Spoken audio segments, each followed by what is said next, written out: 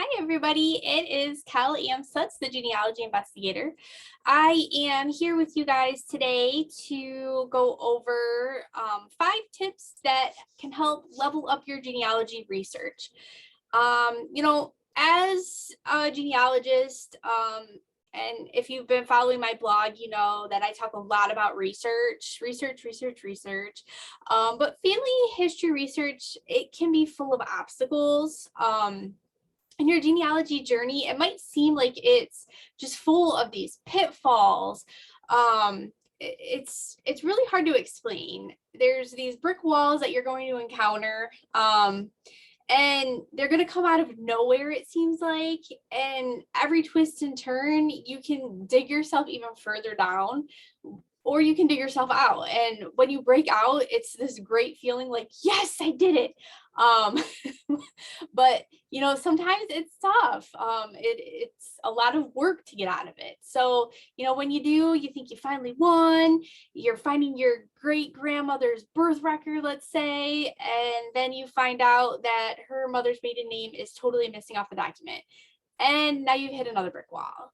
Or maybe like the 1880 census report that you're reviewing. It has 3 John Browns. I'm a Brown, that's my maiden name. So, and we have all kinds of Johns and Jims, and but you find this John Browns who you're looking for. You find 3 of them. They could possibly be the one that you're looking for. Or let's say you jump through 12 hoops. You go to the church records, it's showing that your great grandparents, they got married on this date, and you have it recorded as a different date, and now you have the actual proof behind that date. So, if you're focusing your family history training regimen on conquering the 5 challenges that I've outlined, you really can get better at building your family tree. And like I'd love to say, even level up your genealogy research. So my first tip would be give your research speed a boost. We're all within this incredible age of online genealogy, and we really want our records now. But you guys, there's no easy button that's going to answer all of those family tree questions for you. When you find that birth or marriage document in a few minutes, it can be like, yes. But most of the time you do have to dig, and it's just a sad reality of the way that records work. Know your databases. I say database knowledge. If you do know your databases, you are going to know how to get census returns quicker. You're going to know how to find those passenger manifests. You're going to know how to research those vital records without falling down rabbit holes. I'm guilty. I fall down rabbit holes all the time. I make research plans, and then I have the shiny object syndrome, and I'll see a picture of one of the relatives, and I'm just like, ooh, picture, so it happens to me all the time.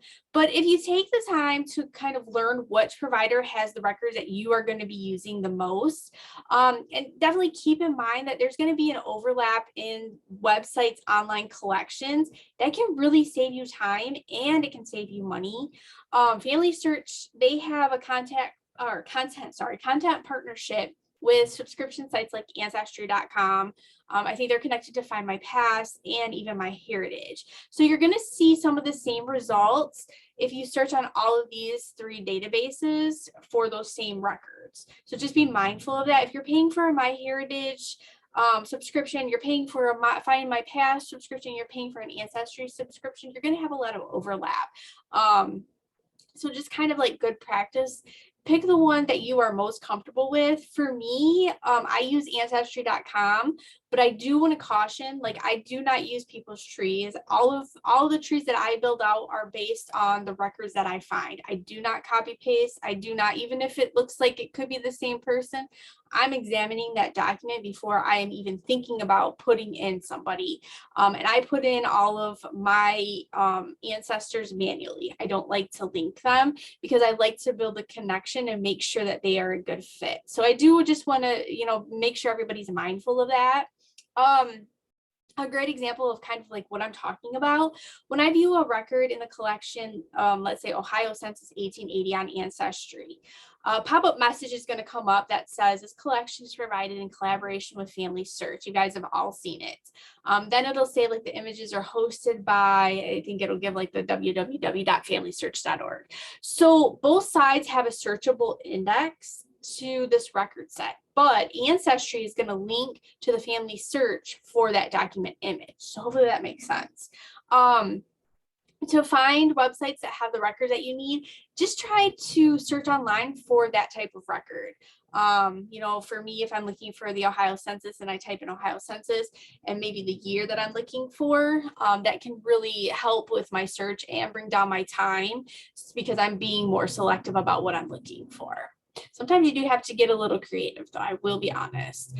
And then another suggestion, just try a different search. Sometimes sites might have a slight difference in how you can research the records and actually search for them. So for an example, both on Ancestry and MyHeritage, they have databases for the New York passenger list. But there's so many differences in the MyHeritage database titled, I think it's titled like Ellis Island and Other New York Passenger Lists, 1820 to 1957.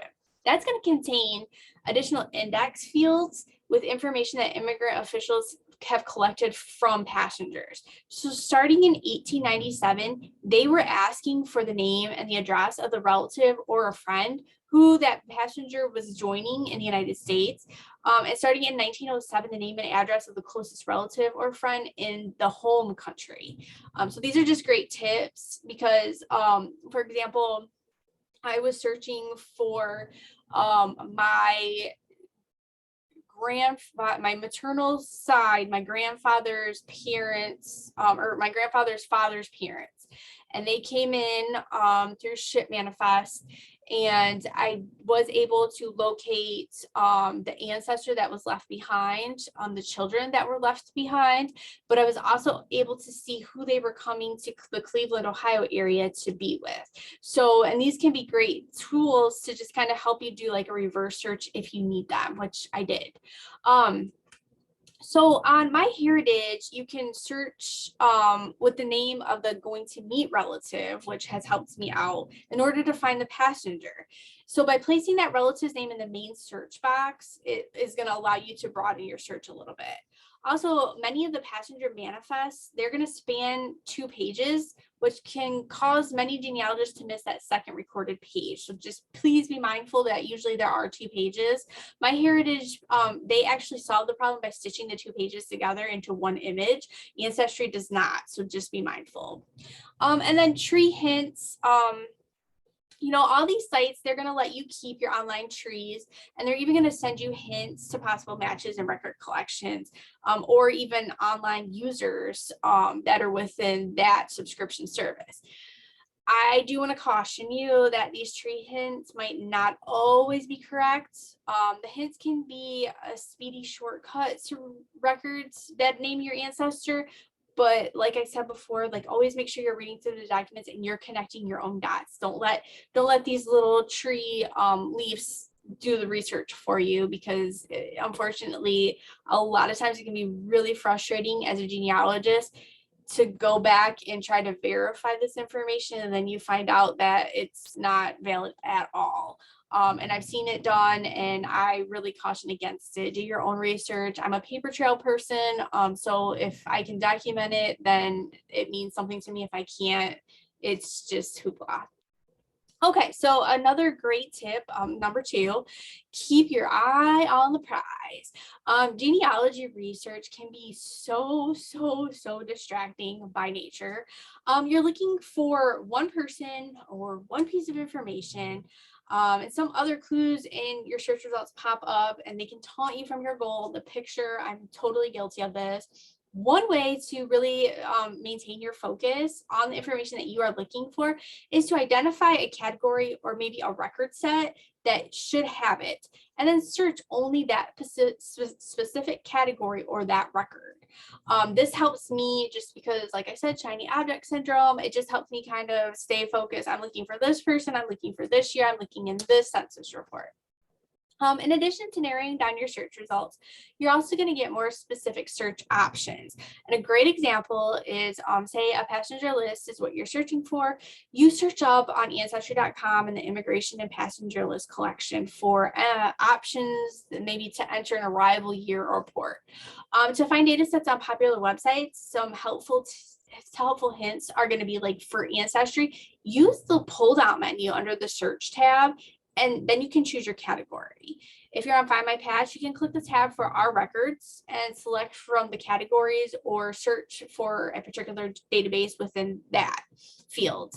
On My Heritage, you can click the historical records at the bottom of the home page, choose from the categories that are on the right-hand side. On the results in category search page, you can further drill down to specific collections. On Family Search, you can click on the Search tab, then you can link to browse all published collections. From there, you can filter through the list. I think it's on the left-hand side by place, date, or even the type of collection to find what you're seeking. So let's say you're researching an immigrant to the United States in the 1880s. After choosing United States from the place filter, go ahead and scroll down and filter by the date. Let's do like 1850 to 1899. And then you can search by collection. So we'll do migration and naturalization. More than 90 collections are going to match this particular criteria. You can't, unfortunately, just search those collections at once, but you can browse through the titles and kind of pick and choose which ones look the most promising based on what you already know about your ancestor. Just a quick tip, remove the filters. And they're really easy. You can move them by clicking on the X to the right of them. You can also use the filter by collection name box and type in a keyword or a term such as naturalization, just to see only that collection with the term in the title. And then finally, streamline your searching using the unique features available through each one of those sites. So I'm an Ancestry user. You can easily customize your homepage to show the collections and tools that you use the most. My Heritage, use your account settings in order to display a preview of maybe random photos from your family site. Pick the family tree, and root individual to display on your homepage, and much more. On Family Search, if you sign in to select people, if you sign in, you can select people to watch, and you can look for those record hints that you want to see. Find My Past lets you use My Records, which is a really cool storage area for your family history records, just to see a list of everything that you've already looked at, so you're not recreating the wheel every time. This feature, it's really also giving you a place to save clues. I know Ancestry, they have the shoebox, which is really similar to that. And it's just a place where you can kind of save your things that you're coming across that you're not really sure if they fit or not. I use it all the time. So a third great tip is work your mental muscles. So the first step is to literally scale the records wall.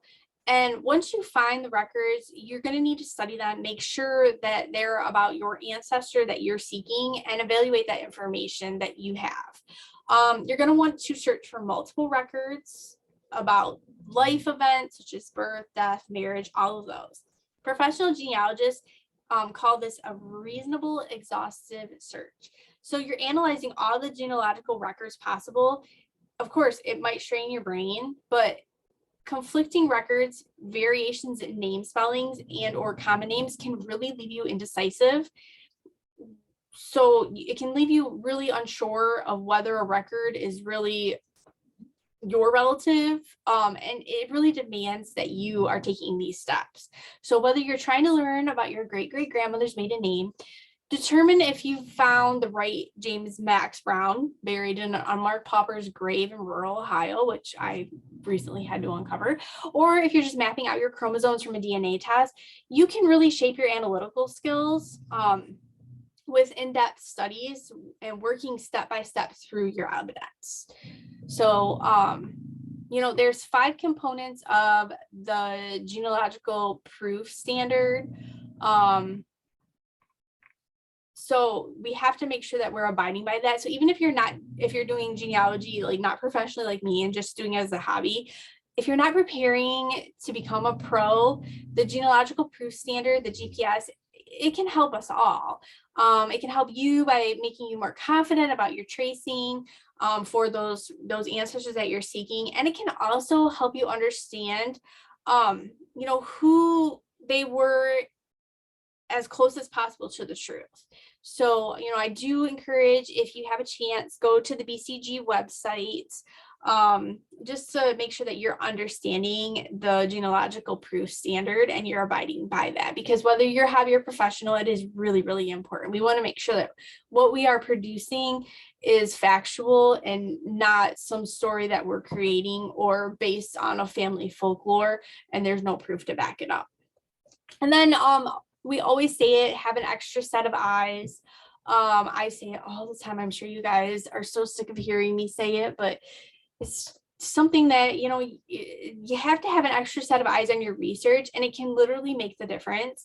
I have an awesome genealogy tribe group that I sit on with, I think it's 5 other members. There's 6 of us total, where we can just bounce ideas, we can bounce brick walls, and I can learn from. And I think it's really, really important. I did come across a kind of cool research tool that helps you analyze your information. It's called Event, I can't even say it, EVIDENTIA. And I'll put a link below, but the software works with my existing genealogy software. I use Ancestry. And it just serves as an extra pair of eyes for me, highlights some misconnections I might have, evaluates my sources, and it even pinpoints inconsistencies within my research. It does have a 14-day free trial. If you know me, you know that I'm not super keen on spending lots of money. I feel like I just have this app and this app and this app, and I'm just bleeding money all the time. But it is a really cool app, and it really does help me just kind of have that focus and know if there's something that I'm just not seeing. Genetic genealogy is really becoming a standard element to family history research, and it really is worth learning how to make the most of the possibilities. So options for mastering the essentials, you might want to look into. There's a book by Blaine T. Bettinger, and it's The Family Tree Guide to DNA Testing and Genetic Genealogy. I am writing a DNA course right now, and that is something that I helped learn with, and it is some of those principles I have brought into my own course. So I just kind of wanted to note that. And another great option to brush up on your skills is look into my existing course that I have now, from hobby to professional genealogist, and then my DNA and genetic genealogy course that is set to be coming up very soon. I'm being very picky Pete about it, but it will be here soon. A 4th great tip is to flex that source strength. When you're crafting your source citations, you need to make sure that they're meeting the standards of certified professional genealogists. And it can be intimidating. I totally get it. I have blog posts after blog posts after blog posts all about sources and citing sources, because it is such a dreaded part of the genealogy process. If you're struggling with how to cite your grandparents' marriage record, or your uncle's World War II draft registration card, or even your own DNA test results, a little training can honestly go a long way. So learning to document your work correctly, it really can help you notice conflicting information within your records, and it can help avoid errors and mistakes down the road. An example, you don't want to accept a marriage record hint for some unrelated person who has the same name as your relative, and it happens all the time, guys. So don't feel bad about it. Just make sure that you're learning. The importance of complete citations is something I will hammer into you. Genealogy websites, including Family Search and Ancestry, they're going to give you a good starting point. They provide some source information when you view a record within the site, but they don't always include all the elements that you're going to need for a complete citation. First, relax. You're citing sources to make your own research the best it can be, not to impress the family history judges. Okay, so take some of the pressure off. I referenced several books by this author on my blog because she is really good, Elizabeth Show Mills. And her book, Evidence Explained, Citing History Sources from Artifacts to Cyberspace, is excellent. The book explains how to analyze a source and what details that you'll want to record about each of these sources. So in general, that's what the record is, who created it and when, in what format it was found in, and where and how you were able to find it. So for example, if you're always using an online collection of birth records for the location where a family is from, format your site ahead of time, and then you just plug in the information that you need. It works out great. I'll put an example in my comments under my video here, but it just saves you time, and it gives you your template that you can tweak from there, but it gives you a solid template, and it's something that you're going to be able to access and figure out where you pulled that citation from. And then I just want to stress, like, keep your citations organized. As you start to feel more comfortable with creating source citations, set up a spreadsheet, a Word document. I love Trello boards. I use Trello boards for a lot of my citation work, especially with templates for your frequently used sources. Next time you find a record in, a certain database, just copy the template and fill in the specifics, just like I referenced before, such as that person's name, the record number, the date. If you're using genealogy software, that can also help you create a source citation, but I find that citing sources the long way, at least at the beginning, has really helped me to understand the process and to better evaluate the record. This is one area where slow and steady really wins the race, guys. And then my fifth and final tip is research roadblocks. No problem. At some point in your research, you're going to encounter a roadblock. It's inevitable, and it's going to make you feel like it is totally unsolvable. Many genealogists encounter just such roadblocks when they're identifying an immigrant's overseas hometown. That's totally me. Or a person's parents before the official vital records began, maybe an African-American born during slavery, or even a family living in a country that was burnt to the ground. Wherever you look, you're going to find no clues and no answers, and it can be so frustrating. So my recommendations is start with a planned approach. As a genealogist, you can do some prep work before you stand up to that brick wall. Revisit all the research related information that you found based on the question. Get expert input. I have my genealogy tribe group that I can bounce my brick walls off of. Have a pact. It's going to make your life so much easier. Identify any new resources, and maybe even go back to the drawing board just to see if you can find any clues that you might have missed during the first pass. That second set of eyes, guys. These are all really great, tried and true brick wall busting strategies that I want to share. Number one, if you go over your records for the ancestor in question one by one, use them to create a timeline for your ancestors' life. Timelines are everything, you guys. Number two, research the person's distant relatives, their in-laws, their friends. A tip, look at neighbors and the census information. Remember, our ancestors stuck together. Their associates' records can really tell us about our own families. Number three, learn more about genealogy research in the place the person lived in by consulting the guidebooks, asking historical society members. I know one person's going to say, call in the historical society, but they can really be a source of great information. Reach out to history librarians, question local resources, even try searching social media for relevant genealogy groups just to post questions in. Number four, don't give up. That's not, I can't stress that, just don't give up. I started my genealogy journey back in 2001. It might even have been before then, but that's when I recall. And I mean, it's 2022 and I'm still hitting the same brick walls, and I still haven't given up. New records are always becoming available all the time, and technology keeps changing, which is advancing our search capabilities. With some planning and effort, you've got this, guys. Don't give up, keep going, put it on the back burner, research someone else, go back to it. I promise. Something new is always popping up. My great grandmother is from, I believe, Romania. I'm not 100% sure. They were gypsies. I've talked about it before, and I recently just found her father's name, and I have it confirmed. And I was able to locate two of her brothers that came to America that I had totally missed before. So you never know what you're going to find, and just keep digging. So that is my 5 tips for you guys. I really want to encourage you, join my mailing list by hitting subscribe on my blog, or YouTube. I have blog posts that come out weekly in paper form that if you subscribe, they will go right to your inbox each week. I also want to stress that my course, From Hobby to Professional Genealogist, everything that you need A to Z to start your genealogy career, is opened. I have 2 seats left for this session.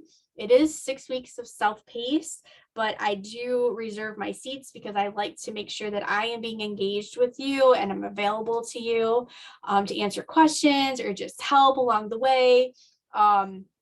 I am writing my DNA course, which I'm hoping to have launched by fall, and just busy bee over here.